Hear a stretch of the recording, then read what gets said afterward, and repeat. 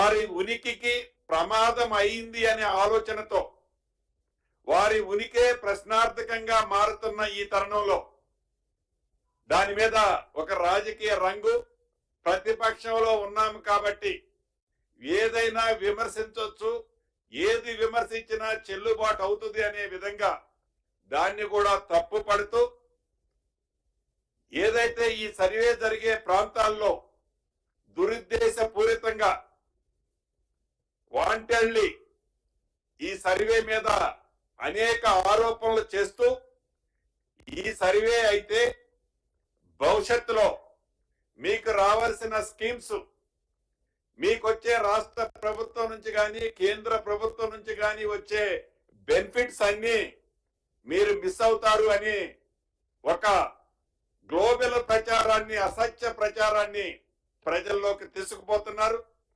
ప్రజలంతా దీన్ని గమనించాలి. ప్రజలంతా దీన్ని గమనించి రాష్ట్ర ప్రభుత్వానికి కానీ మన నాయకులు రాహుల్ గాంధీ గారు చెప్పినట్లు ఈ సర్వే వల్ల ఏ ఒక్కళ్ళకి ఏ రకమైన స్కీమ్కి ఇబ్బంది కలగదు. మీకొచ్చే స్కీములు, మీకు ఏవైతే ఎలిజిబుల్ ఉన్న స్కీములు తప్పకుండా ఈ సర్వే వలన మీరు ఫోర్గో అయ్యేది ఉండదు అని చెప్పటానికే ఈరోజు ఈ ప్రెస్ మీట్ లోకి నేను రావటం జరిగింది. కాబట్టి ప్రతి ప్రాంతంలో ఉండే పౌరులు మీ ఇంటి దగ్గర కానీ మీరు ఎక్కడుంటే అక్కడ, మీరు ఏ ప్రాంతంలో ఉంటే ఆ ప్రాంతంలో మీ పేరుని, మీ కుటుంబాన్ని ఈ సర్వేలో మీరు కూడా పాల్గొని నమోదా చేర్చుకోవాల్సిందిగా మనస్ఫూర్తిగా రాష్ట్ర ప్రభుత్వ పక్షాన్ని మీ అందరినీ కోరుతున్నాను. గ్లోబల్ ప్రచారాలు నమ్మద్దు. ప్రతిపక్షంలో ఉన్నాము కదా అని ఏది చెబితే అది నడుస్తుందని, నడిచే విధంగా మేము చెప్పింది ప్రజలు నమ్ముతారు అని చెప్పేది ప్రతిపక్షం నిజమైతే ప్రభుత్వమే యాక్సెప్ట్ చేస్తుంది. అబద్ధాలను నిజం చేయటానికి చెప్పిందే 100 సార్లు చెప్పి ప్రజలను మెబ్బ పెట్టాలని రాష్ట్ర ప్రభుత్వం రేపు దేశానికి ఆదర్శంగా ఒక రోల్ మోడల్ గా ఈ సర్వే కార్యక్రమాన్ని చేపడితే దీన్ని అప్రిషియేట్ చేయాల్సింది పోయి విమర్శిస్తూ రాజకీయ లబ్ధి పొందటం కరెక్ట్ కాదని ఈ వేదిక ద్వారా ప్రతిపక్షాలకు కూడా తెలియజేస్తున్నాను. ఇంకొక విషయాన్ని ఈ వేదిక ద్వారా ప్రతిపక్షాలను అడగదలుచుకున్నాను.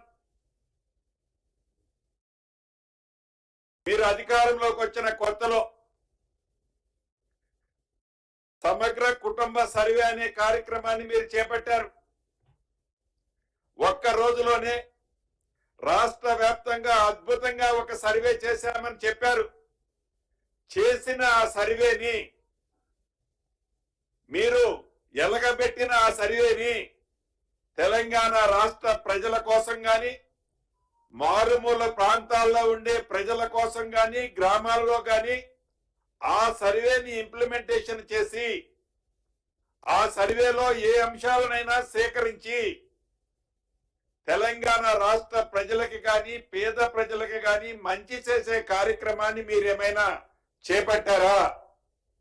చివరికి ఆ చేసిన సర్వేని ఏదో మీరు గొప్పలు చెప్పుకున్నారు తప్ప ఆ చేసిన సర్వేని ఇప్పటికీ ఎక్కడా మీరు పబ్లిక్ డొమైన్ లో కానీ, పబ్లిక్ డొమైన్ లో పెట్టడం ఒకవేళ ఇబ్బంది అనిపిస్తే ప్రజలకి ఉపయోగకరంగా దాన్ని వాడే దాంట్లో కానీ, లేకుంటే ఇతరత్ర ఆ చేసిన సర్వే ఇప్పటికీ ఎక్కడుందో ఇప్పటికీ మాకే తెలియదు. సామాన్య ప్రజలకు ఏమి తెలుస్తుంది? ఒకటైతే నాకు స్పష్టంగా అర్థమైంది. ఏ సమగ్ర సర్వే అయితే మీరు చేపట్టి ఇది ప్రజల మంచి కోసం చేస్తున్నామని ఆనాడు చేపట్టిన సమగ్ర సర్వే ద్వారా ప్రజలకు సంబంధించిన ఆస్తులని ఐడెంటిఫై చేసుకొని మీరు అధికారంలో ఉన్నప్పుడు మీ ఆస్తులు పెంచుకోవటానికి, ప్రజలకు సంబంధించిన ఆస్తులను మీరు ట్రాన్స్ఫర్ చేసుకోవటానికి ప్రజల ఆస్తులని కొల్లగొట్టడానికి ఆనాడు మీరు చేసిన సమగ్ర సర్వే ఉపయోగపడింది తప్ప